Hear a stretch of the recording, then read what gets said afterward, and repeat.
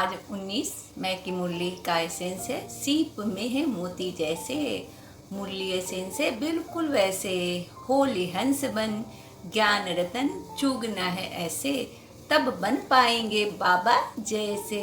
तो आज बाबा ने कहा मीठे बच्चों, कितना अच्छा लगता है ना जब बाबा मीठे बच्चे कह के बुलाते हैं, प्यारे बाबा मेरे अच्छे बाबा। बाबा ने कहा मीठे बच्चे अपने बाप के पास आए हो ऊंची तकदीर बनाने के लिए, जितनी श्रीमत पे चलोगे उतनी ऊंची तकदीर बन जाएगी। कहते हैं कि आज की दुनिया में सब कुछ अच्छा होता है लेकिन तकदीर ही खराब होती है। लोग कहते हैं अरे मेरी तो तकदीर ही खराब है, मेरा तो भाग्य ही खराब है, मेरे जीवन में केवल दुख ही दुख है, चिंता ही चिंताएं हैं। तो बाबा कहते हैं इन सब से आप दूर हो जाओगे अगर एक पिता पर अपना भरोसा बना लोगे, एक पिता पर अपनी जी जान दे दोगे। बाबा कहते हैं कि जितना ज़्यादा आप भगवान पे भरोसा करोगे, जितना ज़्यादा भरोसा करोगे, आपकी तकदीर ऊंची से ऊंची होती चली जाएगी। हाँ बाबा हम जानते हैं, क्योंकि जब से आप मिले हो हमारे जीवन में खुशियाँ ही खुशियाँ आ गई है, कितनी ऊंची तकदीर हो गई है, हम कितने तकदीरवान बच्चे हैं। कल जो बाबा ने अव्यक्त इशारे में बोला था ना कि वही बच्चे जो ज्ञान में आते हैं जिन्हें बाबा सेलेक्ट करते हैं, तो बाबा ने हमें सेलेक्ट किया है, तो इससे ऊंची तकदीर क्या हो सकती है हमारी। हम बहुत खुश नसीब आत्माएं हैं, बहुत भाग्यशाली आत्माएं हैं कि भगवान ने सेलेक्ट किया है। आप सोच के देखो, कभी ऐसा लगेगा कि जीवन में जैसे क्या मिल गया है। भगवान का मिलना कोई छोटी मोटी बात थोड़ी होती है, बहुत बड़ी बात होती है। और बाबा मीठे बच्चे कह के बुलाता है, सीखी लदे बच्चे, मेरे प्यारे बच्चे, मेरे गले का हार, मेरे आँखों का नूर। माने कहते हैं कि अपने जीवन को बाबा हमेशा कहते हैं कि कौड़ी जैसा मत बनाओ, आप अपने जीवन को हीरे जैसा बनाओ। आज तो बाबा कहते हैं कि भगवान जो क्यों अपनाते हैं हम अपने भगवान को, इसलिए अपनाते हैं क्योंकि हमारी तकदीर अच्छी हो जाए। और तकदीर तभी अच्छी होती है जब हम उनकी श्रीमत पे चलते हैं। श्रीमत पे जितना चलेंगे हमारी तकदीर उतनी ऊंची होती चली जाएगी। श्रीमत का मतलब है मुरली को सुनना और उनके हर पॉइंट को मनन मंथन करना और उसको अपने जीवन में धारण करना, बाबा के साथ दिल लगाना, मेडिटेशन करना, योग करना। तो बाबा बहुत माने अच्छे से समझाते हैं अपने बच्चों को, कितनी नियमित रूप से पढ़ाने आते हैं अपने बच्चों को। हम बच्चे भले काम में बिजी हो जाए लेकिन बाबा बिजी नहीं होते, वो समय पर आ ही जाते हैं पढ़ाने के लिए। और हम बच्चे कितना आनंद आता है ना बाप से पढ़कर। ईश्वरीय विश्वविद्यालय में नाम लिखाया है हमने, हमसे ज़्यादा भाग्यशाली कौन हो सकता है। बाबा ने क्वेश्चन किया कि भक्ति की कौन सी आदत तुम बच्चों में नहीं होनी चाहिए। तो आप याद करो कि भक्ति की कौन सी आदत है हमारी, हम क्या करते हैं भक्ति में। भक्ति में बाबा को घूस खिलाते रहते भगवान को कि बाबा हमारा ये काम कर दो, वो काम कर दो, तो इतने रुपए का प्रसाद चढ़ाएंगे, व्रत करेंगे और इतनी ऊंची चढ़ाई चढ़ेंगे और हाय हाय करते जब काम नहीं होता है। तो बाबा कहते हैं भक्ति में जो आप हाय हाय करते रहते हो, कि भक्ति में जब आपका काम नहीं होता, आप अगर पूजा पाठ करवाते हो लगता है कि कुछ नहीं हुआ, तो आपको लगता है बेकार हो गया है। तो जो भक्ति का काम है वो नहीं करना है यहाँ, ये ज्ञान का काम है, ये ज्ञान मार्ग है। ज्ञान मार्ग में कोई भी भौतिक चीज़ें नहीं चलती है। ज्ञान मार्ग में क्या चलती है, माने अलौकिक चीज़ें चलती है। अलौकिक क्या, कि हम आत्माएं हैं, छोटी सी बिंदी हैं, मस्तक पर विराजमान है, और हमारे परमात्मा भी छोटी सी बिंदी मिसल है, और ये ड्रामा भी बिंदी है। तो हमें क्या करना है, सब पे फुल स्टॉप लगाना है, हमें लालच नहीं करना है, क्योंकि ऑलरेडी भगवान सब कुछ दे देते हैं। शुरू में ही भगवान ने भी कह दिया कि मीठे बच्चे आप बाप की श्रीमत पे चलोगे तो आपको सब कुछ मिल जाएगा, आपका जीवन सुखमय हो जाएगा। तो फिर बाबा का जो क्वेश्चन है उसका जवाब हमें क्या देना है। हाँ बोलो, क्या जवाब देंगे हम कहेंगे नहीं बाबा आप तो भक्ति मार्ग भूल चुके हैं, हम कोई बेवकूफ़ थोड़ी है जो भक्ति मार्ग पर चलेंगे, पूजा करेंगे, मंदिर के बाहर खड़े रहेंगे और चिंता इस बात की रहेगी कि चप्पल तो मेरी चोरी नहीं हो रही है। बाबा कहते हैं कि भक्ति मार्ग में ये सब बातें होती है, ज्ञान मार्ग में बिल्कुल ऐसा नहीं होता है। क्योंकि ज्ञान मार्ग में हमें ज्ञान मिल जाता है कि भगवान आए हुए हैं, हमें मीठे बच्चे कह के बुलाते हैं, हमें प्यार करते हैं, हमें शक्ति देते हैं। हमें क्या नहीं देते हैं बाबा, आप दिल से सोचो तो, माने जो चाहिए वो दे देते हैं, खजाने दे देते हैं अपने। और क्या लेते हैं बगले में, हमारे विकार लेते हैं। तो हमें क्या करना है, बाबा की श्रीमत पे चल के बाबा से सारे खजाने ले लेने हैं और अपने विकार उनको दे देने हैं, जिससे धुआं निकलता है हमारे बदन से। बाबा ने पिछली मुरली में कहा था कि आप विकारों से युक्त होकर चिमनी बन जाते हो, पूरा धुआं निकलता रहता है, अंदर से जलते भी नहीं हो पूरी तरह और मंद मंद आग में सुलगते रहते हो। धुआं की पूरा धुआं निकलता है विकारों का, जिससे खुद तो एकदम तकलीफ में होते ही हो, बाकी लोगों को भी तकलीफ में आप डाल देते हो। तो बाबा ने कहा कि बिल्कुल ऐसा नहीं करना है, ये सब भक्ति मार्ग का है कि मंद मंद माने भगवान से प्रार्थना करनी है मन ही मन, और मन ही मन जब नहीं मिले तो रोना है, पीटना है, चिल्लाना है, अरे भगवान ने मेरा सुना ही नहीं, मेरा तो भाग्य खराब है, भगवान तो मुझसे रूठा हुआ है। हम लोग ऐसे ही कहते हैं ना कि भगवान ने तो मेरा भाग्य खराब करके भेजा है धरती पर, भगवान तो मुझसे रूठा हुआ है। इतना व्रत करते हैं, तब करते हैं, लेकिन भगवान तो सुनते ही नहीं है, दूसरों की सुन लेते, मेरी तो सुनते ही नहीं है। तो यह सब रोना पीटना नहीं करना है। हमें क्या करना है, बाबा को दिल से लगा लेना है, ये सोचना है मेरा बाबा जो कर रहा है, जैसे कर रहा है, अच्छा कर रहा है, बहुत अच्छा कर रहा है। हमारी लाइफ में सब कुछ हुआ पड़ा है, सब कुछ, किसी भी बात की कोई कमी ही नहीं है। अगर ऐसा सोचकर अपने मन में और अपने सब कॉन्शियस माइंड में अगर इस बात को आपने माने शामिल कर लिया कि भगवान मेरा साथी है, मेरा पिता है, मेरा दोस्त है, मेरा कंपेनियन है, तो जीवन में कभी कष्ट नहीं होगा। ये मेरा दावा नहीं, बाबा के हर बच्चे का दावा है। अगर आप बाबा के बच्चे बन गए हैं तो बहुत अच्छी बात है, नहीं बने हैं तो प्लीज़ बन जाइए, क्योंकि मैं हर वीडियो में यही कहती हूँ, हर वीडियो में कहती हूँ कि आप बाबा के बच्चे बन जाइए, आपको सुख मिलेगा, शांति मिलेगी, खुशियाँ मिलेगी, आपको माने जो चाहिए वो मिल जाएगा, कारों का खजाना मिल जाएगा आपको।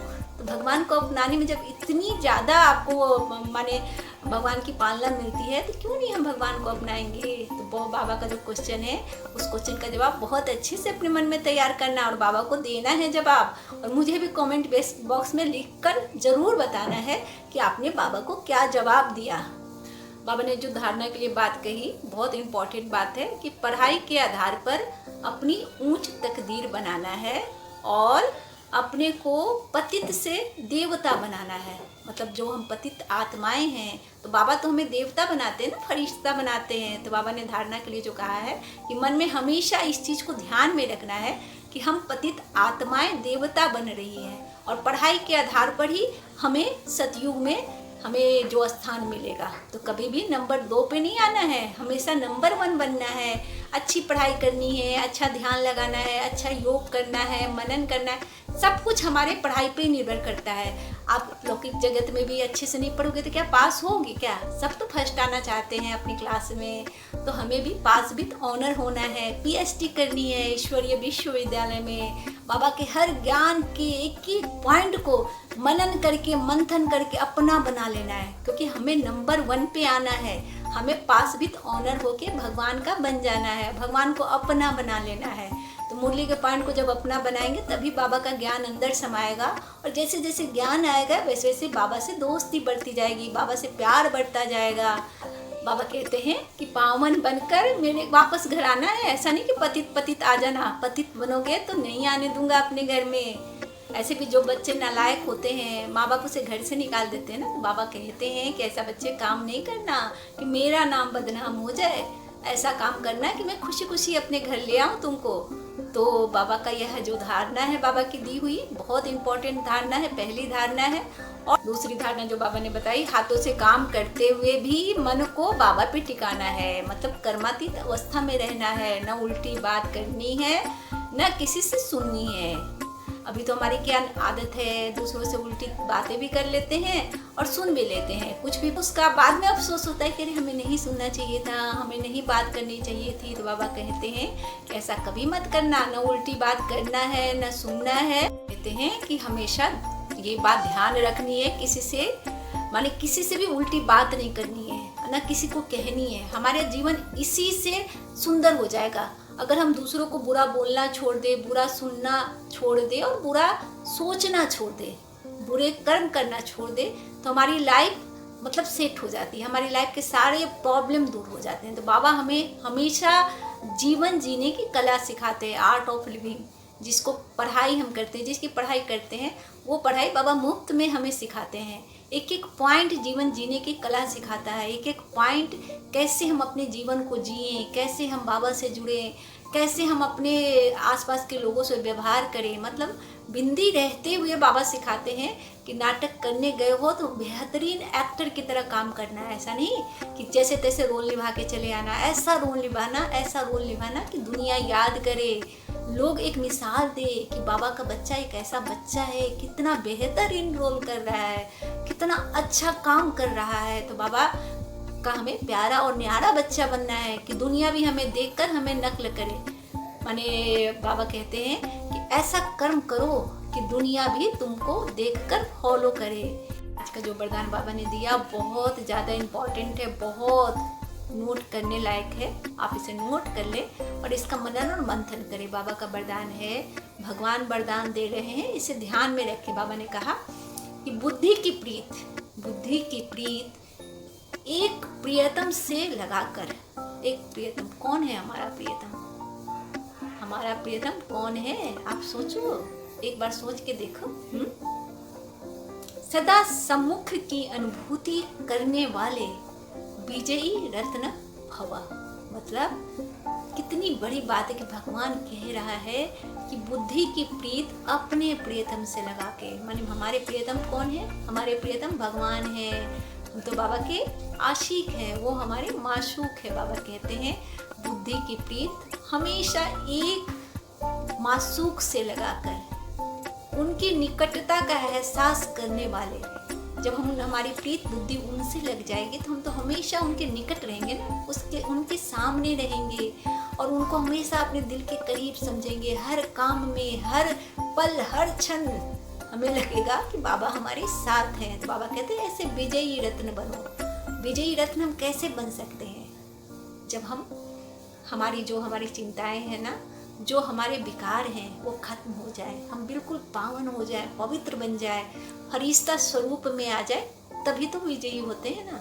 विजयी हम कैसे हो सकते हैं? जब हम अपने मनोविकारों पर, हमारे जब मन के जो विकार हैं, हमारे मन की जो चिंताएं हैं, हमारा वो सब पर जब हम विजय प्राप्त कर लेते हैं बाबा के माध्यम से, बाबा की मुरली के माध्यम से, बाबा के ज्ञान के माध्यम से, बाबा के सम्मुख रहते रहते, तो बाबा कहते हैं ऐसे विजयी रत्न हो ऑलरेडी आप।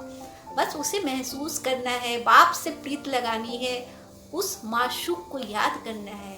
हम आशिक हैं, अपने बाबा के आशिक हैं, उनके प्यार में डूबे हुए, उनकी याद में डूबे हुए आशिक, आनंद से भरे हुए। आप सोचो, भगवान से प्रेम करना कितनी बड़ी बात है। भक्ति नहीं करनी है, क्योंकि भक्ति में कभी भी वो प्रेम की अनुभूति नहीं होती है। भक्ति में हमें हमेशा मांगने की आदत होती है। हमें प्यार करना है, प्यार लुटाना है, प्यार करना है और प्यार पाना है। मतलब बाबा से प्यार लेना है, अपने अंदर उसको महसूस करते हुए, अपने मन की गहराइयों में उसे उतारते हुए दुनिया को भी उसका एहसास करना है। तो बाबा हमेशा हमें जो भी देते हैं, हमें उसको सिरोधार्य करना चाहिए, बाबा की श्रीमत पर चलना, जैसे अपने जीवन को सफल कर लेना। लोग ऐसे प्रीत बुद्धि वाले होते हैं, उन्हें कोई भी पद प्रतिष्ठा, किसी भी तरह का जो है कि लालच नहीं होता उनके अंदर। कोई भी व्यक्ति उन्हें प्रभावित नहीं करता, कोई भी वस्तु से उन्हें प्यार नहीं होता।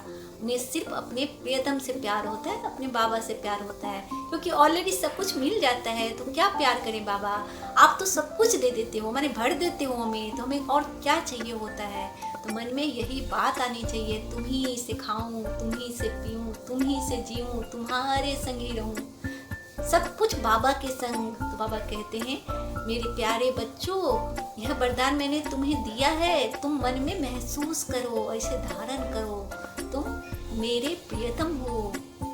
अगर बाबा कहते हैं कि हम उनके प्रियतम हैं, तो बाबा भी तो हमारे प्रियतम है।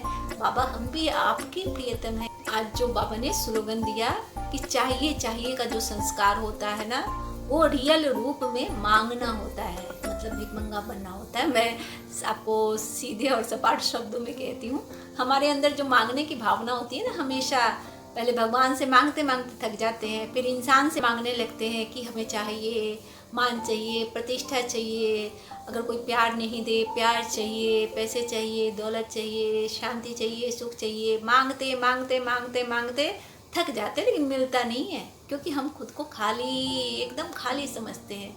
हमेशा सबसे चाहिए ही होता है, चाहिए ही होता है। क्यों चाहिए होता है? बाबा ने कम थोड़ी दिया है, बहुत दिया है। मतलब हम मांगने वाला नहीं बनना है, कभी भी मांगना नहीं है, बाबा ने कहा है।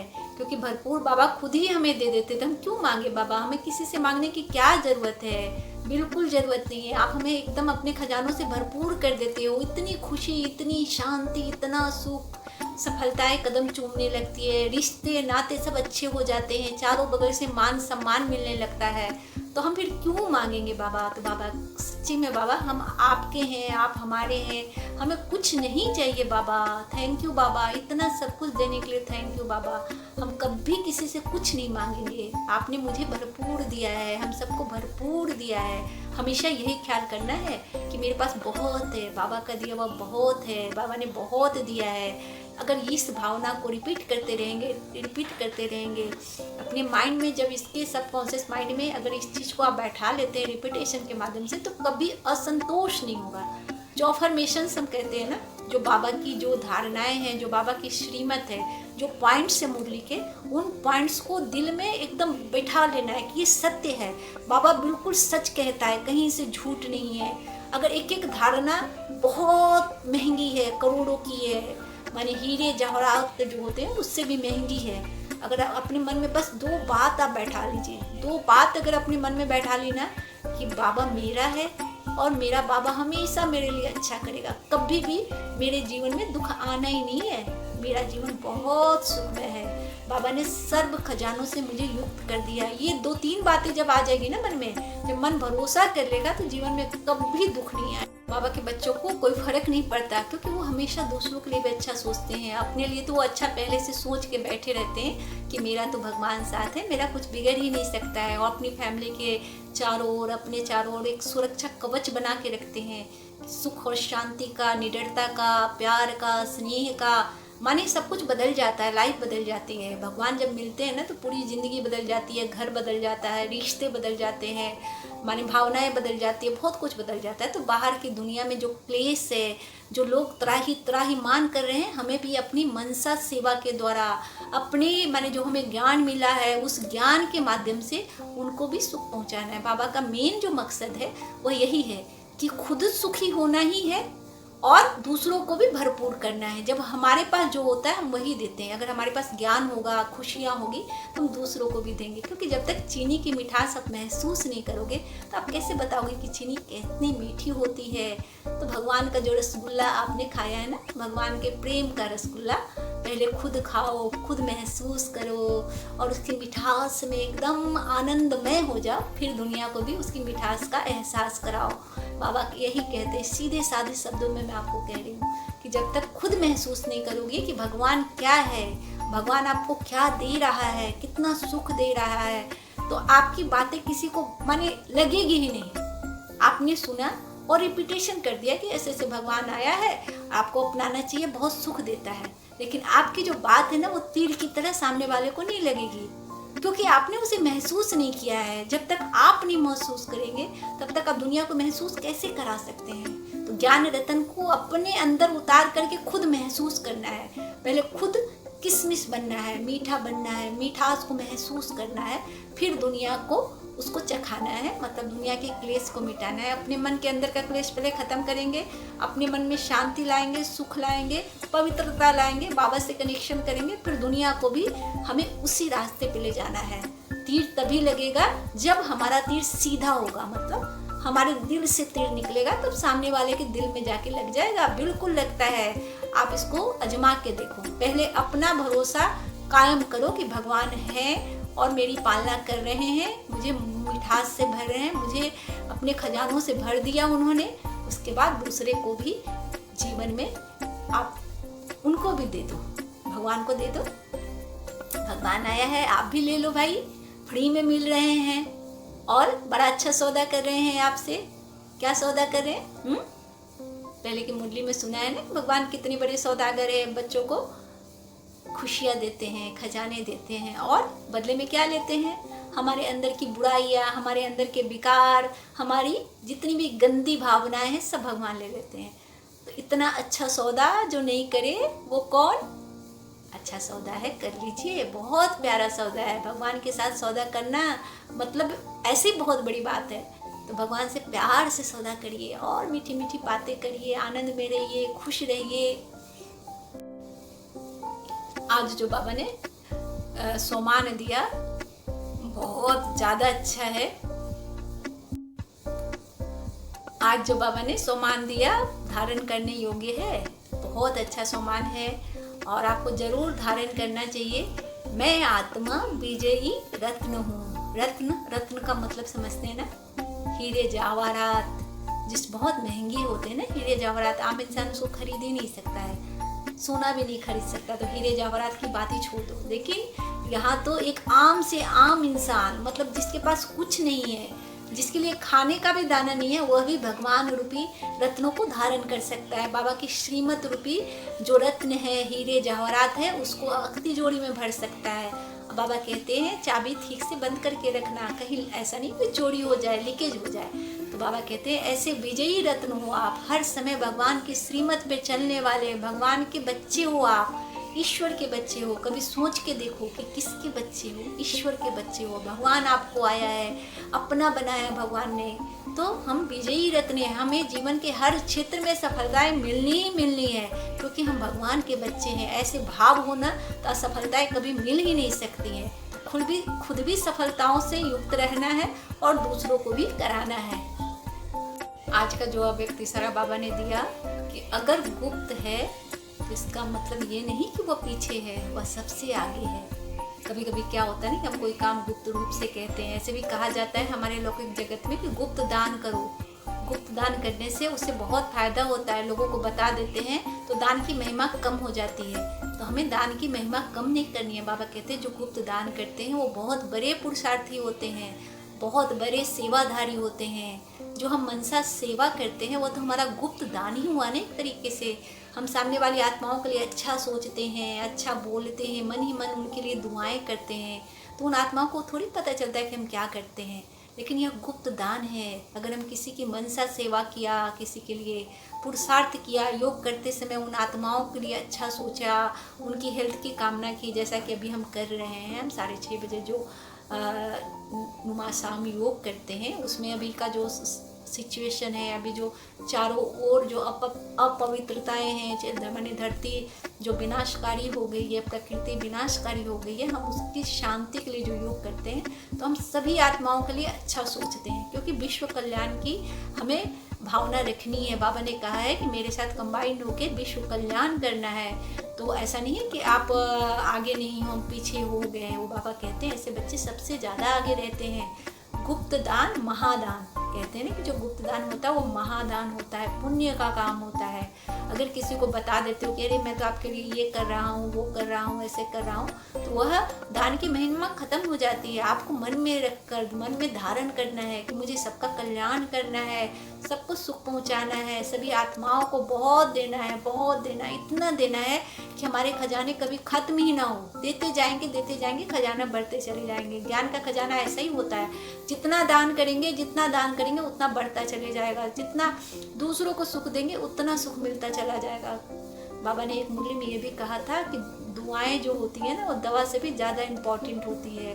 तो हमें क्या है कि रूहानी डॉक्टर बनना है, रूहों का इलाज करना है। जो रूहें को जो बीमारी हो, माने जिस तरह का विकार हो, चाहे वो गुस्सा का विकार हो या ईर्ष्या का विकार हो या फिर एंजाइटी का विकार हो, डिप्रेशन का विकार हो, माने किसी भी तरह का विकार हो, शरीर का रोग हो, हमें गुप्त रूप से उनकी सेवा करनी है। अपनी मनसा सेवा के द्वारा उनको ठीक करना है। जरूरी नहीं कि हम उस आत्मा को बताएं, आप उस आत्मा को खुद ही तीर लग जाएगा, उस आत्मा को पता चल जाएगा कि आप उनके लिए क्या कर रहे हो। जब उनके अंदर अच्छाई माने आने लगेगी, उनके अंदर जब है ना वो बदलने लगेंगे, तो उनको खुद लगेगा कि मैं तो किसकी संगत कर रहा हूँ, मैं तो फलने इंसान की संगत कर रहा हूँ, मेरे अंदर परिवर्तन आ रहा है। इसका मतलब है कि मुझे उसी से जो ज्ञान मिल रहा है, तो ये ज्ञान किसका है? बाबा का ज्ञान है। तो वो बाबा से फिर जुड़ जाता है। उन्हें लगता है कि यह जो आत्मा है वो बाबा से ज्ञान लेके कितनी ज्ञानी हो गई है, कितना ज़्यादा इन्हें समझ आने लगा है, तो मैं भी बाबा से जुड़ जाऊँ। तो ऐसे लोग बाबा से तुरंत जुड़ जाते हैं। जब आपके ज्ञान का तीर उनको लगता है ना, तो वो तुरंत बाबा से जुड़ते हैं। तो हमारा काम है बाबा से लोगों को जोड़ना। जितना जोड़ेंगे उतना हमें फ़ायदा होगा। हम तो फ़ायदे का सौदा करते हैं, नुकसान का नहीं करते। हम बाबा के बच्चे हैं, बाबा ने हमें फ़ायदे का सौदा बताया। बाबा कहते कि हमेशा ऐसा सौदा करो जो फ़ायदे का हो। हमने तो फ़ायदे का सौदा कर लिया बाबा से खुद को जोड़कर। अब लोगों को जितना जोड़ेंगे हमें और फ़ायदा होगा भगवान के। हम और करीब हो जाएंगे, भगवान हमें और प्यार करने लगेंगे, और बाबा हमें हमेशा अपने पलकों में बिठा के रखेंगे, अपनी गोद में बिठा के रखेंगे। बाबा ने जो फरिश्ता स्वरूप में हमें कहा है ना, लाइट बनो, खुद भी लाइट रहो, दूसरों को भी लाइट रखो। तो अव्यक्त इशारा है, बहुत प्यारा है, इसे धारण करना ही है। किसी का भी कुछ भी भला करो, जरूरी नहीं है कि आपको उसको बताना है। आप मन से करो, तन से करो, धन से करो, गुप्त रूप से भी कर सकते हो। और इसमें ज़्यादा पुरुषार्थ है, इसमें ज़्यादा हम बाबा की नज़रों में अच्छे हो जाएंगे। बताकर तो हम क्या करते हैं, ढिंढोरा पीट देते हैं। ढिंढोरा बिल्कुल नहीं पीटना है। गुप्त रूप से सबकी सेवा करनी है, सबको सुख पहुंचाना है, और सबको बाबा से जोड़ना है। हम सतोगुणी आत्माएं हैं, सारे गुण हैं हम में, एक भी अवगुण नहीं है। इसके लिए बहुत मेहनत करनी पड़ती है। मेरे प्यारे बहनों और भाइयों, थोड़ा सा मेहनत कर लें, थोड़ा सा मेहनत करें। शुरू में मेहनत होती है, बाद में मेहनत नहीं होती है। क्योंकि हम अपने मन में जो बातें धारण करने लगते हैं, जो अपने माइंड को हम डायरेक्शन देते हैं, हमारा माइंड उसी डायरेक्शन में चलता है। वो शुरू में प्रॉब्लम क्रिएट करता है, क्योंकि उससे उल्टे डायरेक्शन में चलने की आदत होती है। लेकिन धीरे धीरे जब एक ही बात को हम रिपीट करते जाएंगे, जैसे कि पढ़ाई में भी किसी चीज़ को जब याद करना रहता है, तो उस चैप्टर को हम कितनी बार पढ़ते हैं। तो ये बाबा के ज्ञान का चैप्टर है। इसे जितना पढ़ेंगे ये हमारे मन में एकदम धारण होता चला जाएगा, हमारे सबकॉन्शियस माइंड में एकदम बैठ जाएगा। मतलब स्वप्न में भी फिर हमें वही दिखाई देगा। कहते हैं कि स्वप्न दोष जो जिनका होता है ना, वो स्वप्न दोष क्यों होता है? स्वप्न दोष का जो सबसे बड़ा कारण होता है, क्योंकि हमारे विचार शुद्ध नहीं होते हैं। हम मन में जो सोचते हैं ना, वही स्वप्न में आता है। अगर हमारे विचार शुद्ध हो जाएंगे तो स्वप्न भी हमें बहुत अच्छे आएंगे, बिल्कुल ख़राब नहीं आएंगे। पहले भी मुझे भी सपने बहुत बुरे आते थे, मैं डर जाती थी सपने में, और बहुत फिर रात भर नहीं सो पाती थी। लेकिन जब से बाबा की संगत की है ना, तब से मुझे सपने नहीं आते। और जो सपने, इतने प्यारे सपने आते हैं, बाई चांस कभी आ भी गए तो मन एकदम जीवन बदल जाता है। क्योंकि आपकी स्मृति और विस्मृति, स्मृति में जो हमें याद रहता है, और जो सबकॉन्शियस माइंड में जो विस्मृति होती है, जिस हमें याद नहीं रहता है, लेकिन वो जब हम सोते हैं तो हमारे स्वप्न में आता है। क्योंकि हम अपने सबकॉन्शियस माइंड द्वारा कंट्रोल होते हैं। हमारा जो जीवन होता है ना, सबकॉन्शियस माइंड से कंट्रोल होता है। जो हम कॉन्शियस माइंड से उनको देते हैं, मतलब है कि सबकॉन्शियस माइंड में जो हम सबकॉन्शियस माइंड को कॉन्शियस माइंड से देते हैं, मतलब रिपीटेशन करते हैं, जिस बात को जाने अनजाने में देखते हैं, सुनते हैं, किसी से बातें करते हैं और मनन करते हैं, तो वो चीज़ सबकॉन्शियस माइंड में बैठ जाती है। उसी के प्रभाव से हमारा जीवन होता है। तो हम अपने जीवन को अगर सुंदर बनाना है, तो हमें बार बार एक बात रिपीट करनी है कि मेरा भगवान है। मेरा कौन है? मेरा अपना भगवान है। भगवान की श्रीमत ही मेरी जान है। भगवान की श्रीमत पे चलेंगे, उनके माने जितने भी जो धारणाएं हैं, पॉइंट है, उनका मनन करेंगे, चिंतन करेंगे, तो आहिस्ते आहिस्ते आपके सबकॉन्शियस माइंड में बातें बैठती चली जाएगी। और जब सबकॉन्शियस माइंड जिस बात को समझ लेता है ना, तो वह काम आपका होना ही होना है। आपका जीवन बहुत सुखमय हो जाता है। इसलिए कहते हैं कि जब हम साइलेंस में बैठते हैं, साइलेंस की बहुत शक्ति होती है। साइलेंस में जब बैठते हैं तो साइलेंस की शक्ति से हम कुछ भी कर सकते हैं। हमारा तीसरा नेत्र खुल जाता है, हमारा ज्ञान का नेत्र खुल जाता है।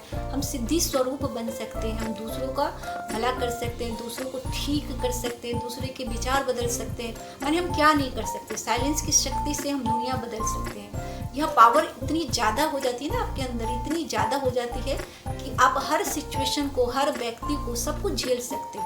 तो कहने का बस यही तात्पर्य है कि जितना भगवान से जुड़ेंगे और अपने सबकॉन्शियस माइंड को यह बात बताते रहेंगे कि यही सत्य है, यही सत्य है, यही सत्य है।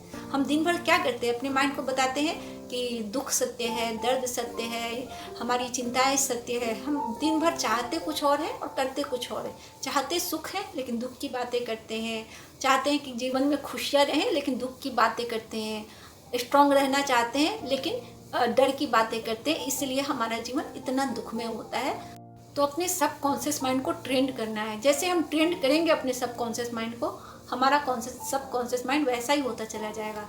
कॉन्शियस माइंड से हम जिस तरह से जो बातें अपने सबकॉन्शियस माइंड में पहुंचाते हैं, चाहे वो बात किसी भी तरह की हो, वो बात जो हम सुनते हैं या देखते हैं या फिर मनन करते हैं या समझिए कि आप किसी से डिस्कशन करते हैं, तो ये बातें हमारे सबकॉन्शियस माइंड में बैठती चली जाती हैं। हम अपने सबकॉन्शियस माइंड से अपनी पावर को बढ़ानी है, कैसे अपनी शक्ति को बढ़ानी है, कैसे अपने अंदर माने इतनी शक्ति लानी है, इतनी पावर लानी है कि अपने जीवन को पूरा कंट्रोल कर सके। तो बाबा के बच्चे हैं वो अपने जीवन को पूरी तरह कंट्रोल कर सकते हैं। जैसे मैं अपने विषय में बताऊं, मैं ऐसा कुछ भी नहीं सोचती हूँ, एक सेकंड के लिए भी कोई बात ऐसी नहीं आती जिसको मैं कंट्रोल ना कर सकूं। तो अपने माइंड पर पूरा कंट्रोल हो जाता है। जब आप बाबा के बच्चे बन जाते हो ना, तो अपने माइंड पर पूरा कंट्रोल हो जाता है आपका। आप वही सोचते हो, वही बोलते हो जो आप चाहते हो। एक भी अपशब्द, एक भी ऐसी चीज़ें आपके मुंह से नहीं निकलती है जो आप नहीं चाहते हो। कहने का यही तात्पर्य है कि अगर धीरे धीरे धीरे धीरे अपने माइंड को हम यह माने भरोसा दिखा लें, कॉन्शियसली हमें अपने माइंड को भरोसा दिलाना है कि हम भगवान के बन गए हैं। भगवान के जितने खजाने हैं, जितने गुण हैं, जो सातों गुण हैं जो देवता स्वरूप में होते हैं, वो हमारे हैं, भगवान हमारे हैं। तो आपका सबकॉन्शियस माइंड फिर उसी हिसाब से ट्रेंड हो जाएगा, और ट्रेंड होने के बाद आपके जीवन में वह चमत्कार होने लगेंगे जो आपने सोचा भी नहीं है। मिरेकल कैसे होते हैं लाइफ में? हम कहते हैं कि उनके जीवन में मिरेकल हो गया, अरे अचानक से उनके जीवन का तब्दील हो गया, उनका जीवन बदल गया, अचानक से पैसे आने लगे, अचानक से ये होने लग गया, अचानक से वो होने लग गया। अचानक से कुछ नहीं होता है, कोई मिरेकल अचानक से नहीं होता है। मिरेकल कैसे होता है? पहले हम अपनी सोच में उस मिरेकल को क्रिएट करते हैं, तब वह मिरेकल होता है। हम अपनी सोच में, अपनी भाषा में, अपने चाल चलन में उस मिरेकल को लाते हैं। जैसे सोच में उस मिरेकल को लाते हैं कि मेरा जीवन बहुत अच्छा है, मुझे बहुत पैसे मिल रहे हैं, मेरे जीवन में खुशियाँ ही खुशियाँ हैं, मैं बहुत सफलताओं मूर्त बन गया हूँ। इस तरह की जब अपनी सोच में जो मिरेकल आप करते हैं, वही मिरेकल आपके जीवन में होते हैं। ऐसा कोई अलग से मिरेकल नहीं होता है जीवन में कि जादू हो जाता है। जादू नहीं होता है कुछ भी लाइफ में। ये भ्रम में आप मत रहें कि जादू होता है। जादू कभी नहीं होता है लाइफ में। जादू कैसे होता है? जब वो जादू हमारी सोच में आता है, और जैसे ही हमारी सोच में वो जादू आता है, वैसे ही हमारे जीवन में जादू आने लगता है। तो अपनी हर एक सोच को जादू की तरह बनाएं, बाबा से जोड़े खुद को, फिर अपनी हर सोच में एक ऐसा परिवर्तन लाए, ऐसी माने बात लाए कि आपकी हर सोच करोड़ों की हो जाए, अमूल्य हो जाए आपकी सोच। क्योंकि वही सोच है हमें कौड़ी बना देती है, वही सोच है हमें हीरा बना देती है। तो हमें बगुला नहीं बनना है, हमें क्या बनना है? हमें हंस बनना है और मोती चुनना है। ज्ञान का मोती चुनते जाएंगे, अपने सबकॉन्शियस माइंड को ट्रेंड करते जाएंगे, और हमारे जीवन में मिरेकल होने लगेगा, चमत्कार होने लगेगा। जो चाहेंगे वो मिल जाएगा। यह मैं आपके साथ दावे के साथ कह सकती हूँ, क्योंकि मैं पाती हूँ ना। आज सोचा मैंने कि यह काम नहीं हुआ बाबा, यह काम कैसे होगा? बाद में सोचती होना ही है, और वह काम दूसरे दिन हो जाता है। माने अभी तक हजारों चमत्कार मिरेकल्स मेरी लाइफ में हुए हैं। तो आपके भी जीवन में हो सकते हैं, बहुत आराम से हो सकते हैं। पहले अपने मन को ट्रेंड करिए, अपनी सोच को ट्रेंड करिए। जो सबकॉन्शियस माइंड है उसे पूरी तरह से यकीन दिला दीजिए कि मिरेकल्स होते हैं, लेकिन आपकी सोच के माध्यम से होते हैं। जब कोई सोच आप क्रिएट करते हैं मिरेकल वाली, तो वह सोच पूरे ब्रह्मांड में माने फैल जाती है। ब्रह्मांड की जो एनर्जी है वो आपकी एनर्जी से जैसे ही मिलती है, ब्रह्मांड कोशिश करके आपके उस मिरेकल को पूरा करता है। वही सेम चीज़ नेगेटिव थॉट के साथ है। जैसे हम नेगेटिव थॉट क्रिएट करते हैं, हमारी एनर्जी ब्रह्मांड की एनर्जी से मिलती है, और ब्रह्मांड उस हमारी जो नेगेटिव थॉट है उसको पूरा करने के लिए अपनी जी जान लगा देता है। सब कॉन्शियस माइंड का यही काम है कि हमने जो कॉन्शियसली सोचा, वह सोच ब्रह्मांड के माध्यम से पूरा हो जाता है। तो कहने का यही तात्पर्य है कि सोच के भी सोचिए। आपका एक एक सोच आपके जीवन का निर्माण करता है और आपके जीवन को नुकसान देता है। आज जो बाबा ने चिंतन करने के लिए जो दिया है, या जो मनन चिंतन आपको करना है, एकदम ध्यान से करना है। देखिए क्या है, कितना भी मुरली सुन लीजिए, समझ लीजिए, लेकिन जब तक उसका मनन चिंतन नहीं करेंगे वो धारण नहीं होने वाली है। क्योंकि भगवान की बातें हैं, इंसान की बातें नहीं है। इंसान की बातें तो क्या होती है, एक बार हम सुनते हैं, किसी की चुगली सुनते हैं तो वो इतनी बड़ी होकर के हमारे माइंड में समा जाती है। किसी की बुरी बातें सुनते हैं, वो हमारे अंदर एकदम अंदर तक चली जाती है। ये भगवान की बातें हैं। भगवान की बातें कब आपको शामिल होगी? जब आप कर्मातीत अवस्था में रहेंगे, बीज रूप में स्थित होकर आत्मा स्वरूप में होकर उन गुणों को धारण करेंगे। तो बाबा कहते हैं चिंतन करो कि तुम सातों गुणों के मालिक हो।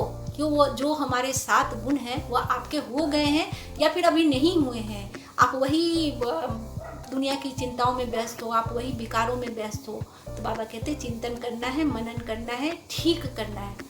ऐसा नहीं है कि खाली मनन चिंतन कर लिया, ठीक नहीं करना है। तो अपने एक एक विकार को अनुभव करना है, उसे फिर ठीक भी करना है। जैसे जैसे ठीक करते जाएंगे हमारे 7 गुण हमारे होते चले जाएंगे, अपने होते चले जाएंगे और हम बहुत महान आत्माएं बन जाएंगे, कर्मातीत अवस्था में आ जाएंगे, बाबा के बहुत करीब हो जाएंगे। बाबा कहते हैं कि ध्यान दो कि तुम आत्माओं को क्या देते हो, दूसरी आत्माओं को क्या अपने 7 गुण हैं, ज्ञान, प्रेम, शांति, पवित्रता, आनंद, उत्साह, उमंग, ये सब जो आपकी शक्ति आप दूसरों को देते हो, या फिर खुद ही चिंताओं में डूबे रहते हो, अपनी भी चिंता में रहते हो, दूसरों को भी चिंता में डुबो देते हो। तो अगर ऐसा नहीं है तो आपको बहुत ज़्यादा मेहनत करनी है, चिंतन करना है, मनन करना है और इन सब धारणाओं को धारण करना है। क्योंकि सतगुणी जो है हम हैं आत्माएं, हमें यह बाबा ने वरदान दिया हुआ है। हम तमोगुणी हो ही नहीं सकते क्योंकि हम देवता आत्माएं हैं, बाबा की श्रीमत पे चलने वाली आत्माएं हैं। ऐसे भी हम पूज्य आत्माएं हैं। पहले जो 5000 साल पहले हम जो आत्माएं हैं, हमारे अंदर ये सारे गुण थे। अभी जो हमारे ऊपर जो जाला लग गया है, जो जाला रूपी, जो अवगुण रूपी जाला लगा है, उन्हें हमें साफ करना है। जैसे एक कमरे में अगर हम बहुत दिनों से साफ सफाई नहीं करें तो वो कमरा कितना गंदा हो जाता है, लेकिन जैसे उसे साफ सफाई करते हैं वापस वो चमचमा जाता है। तो वैसे ही हमारा मन होता है, हमारे मन में उसी तरीके से जाला लग जाता है। हमारे मन के जो हमारे सबकॉन्शियस माइंड के ऊपर में एक परत जम जाती है, विकारों की परत, और नीचे में हमारे सारे गुण रहते हैं। लेकिन जैसे जैसे हम रिपीटेशन करते हैं, अपने विकारों को हम ठीक करते हैं, अपने विकारों को दूर करते रहते हैं और बाबा के गुणों को धारण करते हैं, तो वो जो परत होती है धीरे धीरे टूटने लगती है और हमारा सबकॉन्शियस माइंड तैयार होने लगता है गुणों को धारण करने के लिए। यानी शुरू में प्रॉब्लम होती है, मैं ये नहीं कहूँगी कि तुरंत धारण हो जाते हैं, बस 1 सप्ताह प्रॉब्लम होती है। 1 वीक में आप अपने आप को चेंज कर सकते हो, अपने विचारों को चेंज कर सकते हो, अपने जो अंदर चलने वाली जो आंधी है उसको आप कम कर सकते हो, अपने धुएं को खुशबू में बदल सकते हो। अपने धुएं को जो होता है ना कि जो विकारों का जो धुआं है उसको जलाकर फूलों की खुशबू से भर सकते हो। तो ये सब 1 वीक में आप कर सकते हो, लेकिन उसके लिए आपको बहुत अलर्ट रहना पड़ेगा। मैं आपको एक उपाय बताती हूँ। आप 1-1 घंटे का अलार्म अपने मोबाइल में लगा लो। अपने मोबाइल में एक अलार्म लगाने के बाद आप 1-1 मिनट में, जैसे क्या होता है 1 घंटे के बाद जब आपका अलार्म बजेगा तो बाबा के जो भी 4-5 पॉइंट है उनका सोमान का आप रिपीटेशन करो। तो इस तरह से क्या होगा ना कि धीरे धीरे आपके सारे विकार खत्म हो जाएंगे। मैंने भी शुरू में ऐसे किया था, मैंने 1-1 घंटे का अलार्म लगाया था और अलार्म लगाने के बाद जैसे ही अलार्म बजता था मुझे याद आ जाता था कि नहीं, हम मुझे क्या सोचना है। मैं अपनी सोच की दिशा परिवर्तन कर देती थी। आपको भी क्या करना है, अगर आप कुछ भी बुरी बातें सोच रहे हो, चिंता कर रहे हो, डर रहे हो या फिर है किसी के लिए बुरा सोच रहे हो, तो आपको क्या करना है, 1-1 घंटे का इस तरह का अलार्म लगाना है। जैसे ही अलार्म बजेगा आपको अपनी सोच की दिशा चेंज करनी है और सोमानों को धारण करना है। तो इस तरह से आप अपने आप को बिल्कुल बदल सकते हो और अपने आप खुद भी अपने लिए भी अच्छा कर सकते हो, दूसरों के लिए भी आप बहुत अच्छा कर सकते हो, दूसरों के जीवन में भी प्रकाश ला सकते हो। तो बाबा ने कहा है चिंतन करना है, धारण करना है, दूसरों को भी सतोगुणी बनाना है, खुद ही नहीं बन के रह जाना है। अगर हम खुद बन जाते हैं तो वैसे भी अपना मन नहीं भरता है जब तक दूसरों को नहीं बताते। हम चाहते हैं जितना सुख हमें मिल रहा है दूसरों को भी मिले, दूसरे भी बाबा से जुड़ जाए, उन्हें भी खुशियाँ मिले। इस तरह से हम बहुत महान आत्मा बन जाते हैं।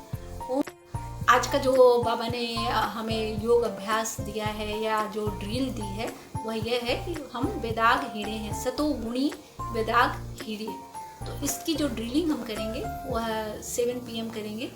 कल जो क्या हुआ था कि टाइम पे हम अपना जो वीडियो है वो अपलोड नहीं कर पाए थे मेडिटेशन का, क्योंकि कुछ टेक्निकल प्रॉब्लम आ गई थी। उसके लिए आप लोगों से क्षमा प्रार्थी हूँ।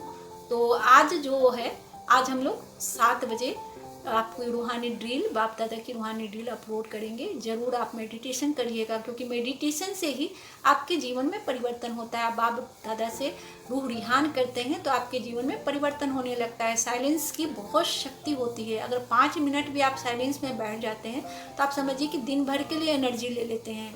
आप अगर रोज़ बैठने लगे तो आपके जीवन में पूरा परिवर्तन हो जाता है कि 5 मिनट में अगर एक मिनट भी, मतलब 1 मिनट भी छोड़ दीजिए, अगर 5 सेकंड भी अगर आपका बाप दादा से कनेक्शन हो गया, भगवान से कनेक्शन हो गया, तो आपके जीवन में उनकी एनर्जी पूरी तरह शामिल हो जाएगी। मतलब 5 सेकंड में इतनी एनर्जी आपको मिल जाएगी, आपकी रूम को इतनी एनर्जी मिल जाएगी कि उस 5 मिनट की 5 सेकंड की एनर्जी से आपका जीवन परिवर्तन हो सकता है।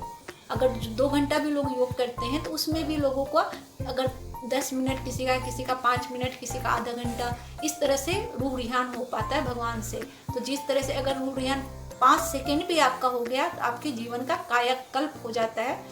तो फिर मिलते हैं आपसे 7 बजे, मतलब 7 PM आप नुमा शाम योग में मिलेंगे। बाप दादा से ड्रिलिंग करेंगे और अपने मन को परिवर्तन में लाएंगे और सुख और शांति का अनुभव करेंगे। ओम शांति।